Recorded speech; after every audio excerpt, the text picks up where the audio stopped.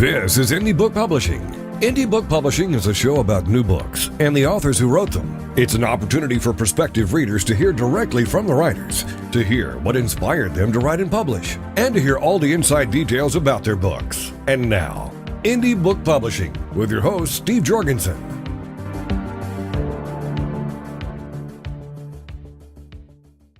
Greetings for Steve Jorgensen and Indie Book Publishing. This is J. Douglas Barker. Today we'll be visiting with author Dr. Alison Willis to discuss her book, Nurturing Intelligence, How to Encourage Learning and Develop Capacity. This is released through Balboa Press. Welcome, Dr. Willis. Thank you. Good to be with you, Jay. I was curious, this book, although not a large book, just over 60 pages, almost 70, it talks about your visit to Uganda, a trip that you took with some very young children. Most of us in the Western world think of Uganda as a very dangerous place. Why did you make that trip? Well, it was a research trip from the outset. We were there to visit friends. We had some interests with aid and development projects over there. And I was conducting research with my local university here on the Sunshine Coast in Queensland, Australia. And it was kind of a bit of a family holiday, and it's probably not the most obvious place to take young children on a family holiday, but it was absolutely life-changing. We will never be the same again. We will never see the world the same way ever again, and we wouldn't change the experience for anything. Well, your book says this, fixed mindsets are not limited to the gifted. What do you mean by that statement? Oh, yes. No, fixed mindsets that's a condition that any of us can suffer from. You know, at the point where we decide that our potential is limited and that there is an end to our capacity to grow, that's where we develop a fixed mindset. I did not coin that phrase. Dr. Carol Dweck from the US coined that phrase, but it resonates with people all around the world. A fixed mindset is not just limited to somebody who thinks that they were born smart or born dumb. It's sort of part of the human condition. Many, many times in different areas of our lives, we can make a decision that from that point on limits our growth just by virtue of thinking, well, I'm not good at that. And so when we attach that little bit of information that says I'm not good at maths or I'm not good at travel or I'm not good at whatever it may be, when we attach that little piece of information to our understanding and our knowledge, we then, from that point onwards, we limit the growth of that knowledge any further. You also talk in your book about higher order thinking, and of course the top of that is create or creative. The top side is create, and the bottom, remember. What does that mean? Yeah. So when we're looking at the development of knowledge and when we're looking at the development of understanding schemes in our mind and the way that we recall information and the way that we then use information and apply it, we're looking at the basic level. The bottom level is building your knowledge about things, building your knowledge about numeracy or your knowledge about literacy or your knowledge about science or whatever the field may be. And we see this in young children all the time. They accommodate new information. They accumulate new information all the time. But as we get a little bit older and a little bit more mature, we start to take information from previous experiences and apply it to new situations. And then hopefully the plan is that the older we get, the more we mature through our teenage years and then into adulthood and hopefully continue to mature and develop and grow, that we start to bring pieces of information together. So, for example, you might be starting to synthesize information that you perhaps learnt in high school about a particular scientific topic, and then you might have to bring that with your experience in your young adult years, and perhaps you might then bring it together with some other information about your health, for example, in your 30s, 40s, and things like that. And then when you then are in a position to synthesize information, to pull information together over your lifetime, you're then in a position to be able to come up with perhaps a new idea, maybe a new angle on a topic, or maybe something that somebody has not thought of before.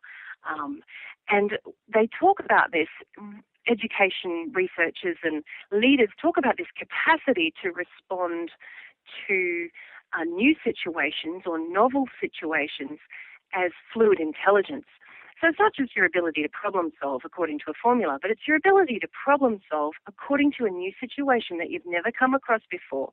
And you have the capacity to draw upon that lower order thinking, all that knowledge, all those schemes that you've built up over the years, that you've applied over the years, that you've synthesized over the years, to actually then create perhaps a new product, perhaps a new service, perhaps a new way of thinking about things. What was your motivation in writing this book? What was my motivation? I wrote this, it's a little bit of an overflow of my research in northern Uganda after researching children in the war zone, and then previous to that I had researched student performance in Finland, which is one of the top performing countries in the world in international comparative studies. And then having worked with children and adults, having worked in developed and non-developing contexts, it's a bit of an intersection. Nurturing Intelligence, the book kind of pulls together all of that. In Australia, and I'm sure in the US, I'm positive in the US, you have a lot of trends, a lot of educational trends that come and go, and often they come and go with political decisions and policy and things, and we need policy writers to be making good education decisions. But sometimes they are on the back of an election campaign or a re-election or whatever it might be. And we see many fads come and go in education, in schools, in tertiary institutions. And when all of that fades, when everything, if all of that faded away, my question was, well, what is the human condition of learning? When we look at children in poverty and we look at children in advantaged and wealthy situations, when we look at adults, when we look at children, when we look at different culture and different socioeconomic situations, what does this all boil down to? What is the human condition of learning? And that was my motivation to write the book. At the time, I felt like I was in a position to do some of that synthesizing, to actually be pulling together some information from my various experiences in research and in practice in the classroom with my own children, being a mother, and also as a lecturer at a university, and being able to pull that all together and say, okay, so what is the human condition of learning? And I really have tried to capture that to the best of my ability in Nurturing Intelligence. Did anything surprise you or shock you when you went to Uganda and began visiting with children? Are there educational skills or their ability to learn? Is it similar to other children in the world? Oh, absolutely, it's similar. They are beautiful children who have hopes and dreams just like any other child in any other country. And I probably was most struck by the human condition of learning. Learning is not a lesson or a curriculum. Learning is not even going to school. Learning is something we do because we're human. And these kids, regardless of how the education system is needing a bit of an injection of intellectual capital and economic capital just because of the war, even though that's the case, these kids were still learning. They were learning, and sadly, sometimes they were learning survival skills. Sometimes they were learning how to cook dinner at a really young age because they don't have a mum or dad anymore. And so that's probably one of the deepest lessons I learned by going to northern Uganda, that learning is actually a human condition, and that a healthy child learns and grows in a healthy environment. And if the environment's not healthy, if it's not conducive to positive growth, then a child is not going to develop as well as they could have otherwise. Your book has some absolutely outstanding and gorgeous photos, as well as some great text. Who do you think this book would appeal to, and why? Yeah, I did. There's photos all through it, and I've written it for busy parents.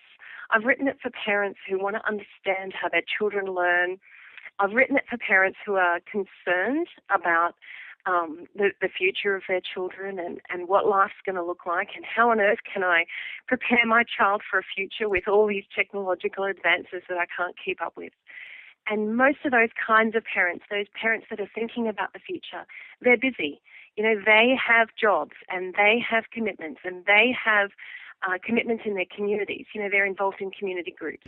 And so I wanted to create a product for parents who are busy that they can just easily pick up and put down and not feel guilty about putting it down, but easily pick it up again. So I think most chapters are 2 or 3 pages long, and there's pictures on every other page, because I wanted it to be accessible and I wanted it to be a guilt-free product so that parents can access the information they need. It's quite concise.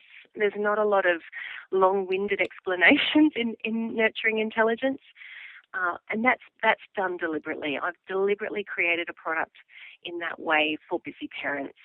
The photos are striking. I was noticing that there might be some controversial aspects to your book, even though it's short. Do you see anything in there, or have you written anything that might be controversial? Oh, anything to do with children could be controversial. I could say something about technology, and that could be controversial. I could say something about childhood development and intelligence, and that could be controversial. The topic of children and parenting and raising children is incredibly personal for all people, and it should be. And it should be open to debate. So, yeah, I agree with you that people may take some things controversially. What stands out to you? I wanted to get your perspective on media and on technology. What do you think about those two areas? Are they controversial, or are they something that we need to be concerned about? I really do believe that we need to keep moving. I really think that the technology wave is something that we should endeavour to ride. We have a lot of surf here on the Sunshine Coast where I live in Australia, and you are much safer in the surf if you know how to manage the waves, if you know how to ride the waves, and if you know how to just cope with a big wave that's coming rather than panic. If you panic, you're at risk of drowning. And I feel it's the same with technology. And so we're looking at putting in managerial strategies and techniques to teach children how to manage their use of technology, how to cope with things that come via the media, images or ideas that come via the media. And so that's teaching children how to be mature. Now, obviously, there's age-appropriate exposure that parents will need to decide upon, and they should be making those decisions.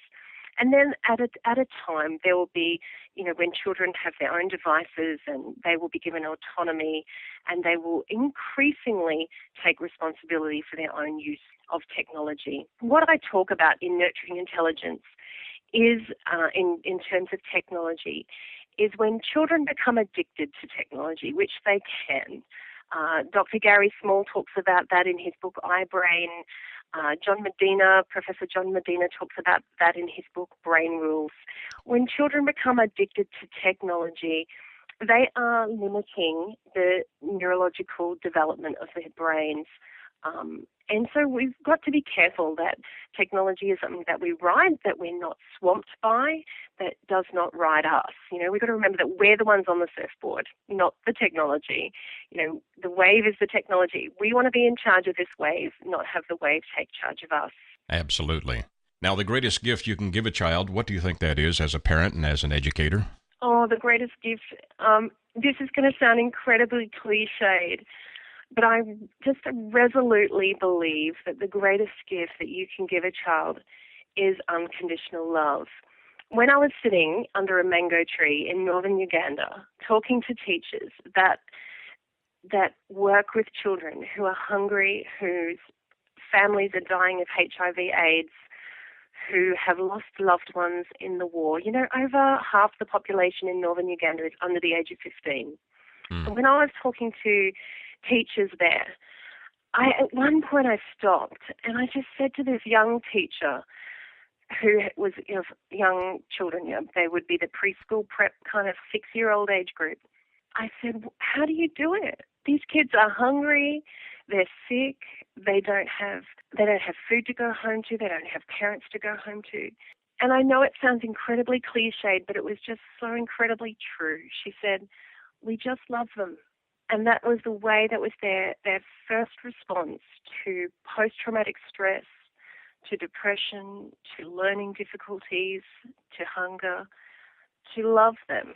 And of course, they fed them food at school and provided them with water as well. So, yeah, I would absolutely believe that the greatest thing that a parent can give a child is unconditional love. And even though it sounds cliched, sometimes it's easier said than done. You know, sometimes our children are, as I said before, parenting is incredibly personal. And sometimes our children can be what we perceive to be a reflection of our own self, our reflection of our own parenting. You know, was my gene pool strong enough? And we just sometimes need to release our children of that pressure and just love them for who they are, and love them for who they've been created to be. Absolutely. And love them for the potential that's inside of them. Yeah. Although there may be similar books in the marketplace, what sets your book apart from the rest? How is mine different? It's short, and it's deliberately short. It also draws upon years of experience, both as a teacher and as a researcher. Any parent can write a book about parenting and children, and I applaud them. But I believe that I'm in a unique position because of my research background and because of my professional experience. So I hope that this book is, well, I know that this book is research-driven and it's evidence-based. And I know that parents are busy and that they want something that they can access really quickly and it's meaningful. So that's what I hope is the standout qualities of Nurturing Intelligence. Your book ends with this well-known quote, "And now these three remain, faith, hope, and love. But the greatest of these is love." And that taken from scriptures in 1 Corinthians 13:13. So you do recap that aspect that love is the most important thing you can give a child. Absolutely. I really do believe that. You know, the book up until that point presents quite a lot of learning theory. It presents quite a lot of research. It presents quite a lot of things that really take home, you know, principles that we can apply to raising children. But when it all comes down to it, if you haven't got that resolute conviction that a child is incredibly valuable and that your unconditional love can actually change their perspective on things, it can fortify them on a tough day. It can strengthen them when they're facing a tough decision.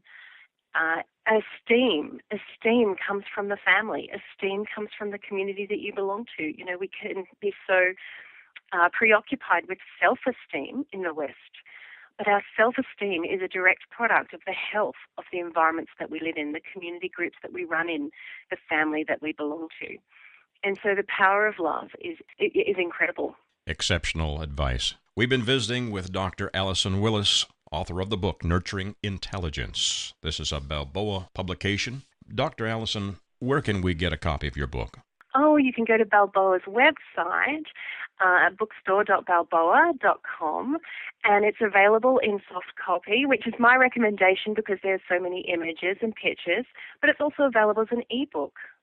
Your book sounds inspirational, and it certainly is a short read, so even someone with a short attention span like me could enjoy it. The photos are wonderful. Hopefully. Absolute pleasure to be with you today. Thank you, Dr. Alison Willis. And Thank we you. hope to hear from you in the future. Are you planning any other books? Oh, there's always the next project in the back of my mind. Absolutely. I feel like I need to do this one justice first, but absolutely. We look forward to hearing from you in the future. Thank you for sharing this information with us. And for C. Jorgensen, Indie Books, and Balboa Press, this is J. Douglas Barker.